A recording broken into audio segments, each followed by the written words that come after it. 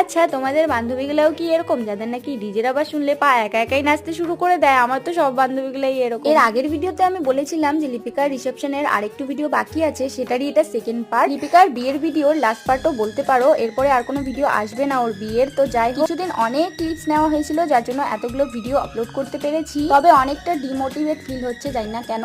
তাও আমি চেষ্টা করব আরো এমন ব্লগ বানিয়ে আপলোড করার। আর এই যে দেখো আমাদের জিজু, লিপিকার বর, তারপরে আমরা চলে গেছিলাম সোজা খাবার দাবার খেতে, যে খেয়ে দিয়ে বাড়ি চলে যাব, অনেকটা লেট হয়ে গিয়েছিল। তো এখানে কন্যাযাত্রী থেকে যারা যারা গিয়েছিল সবাই এখানে দাঁড়িয়ে রয়েছে খাওয়ার জন্য।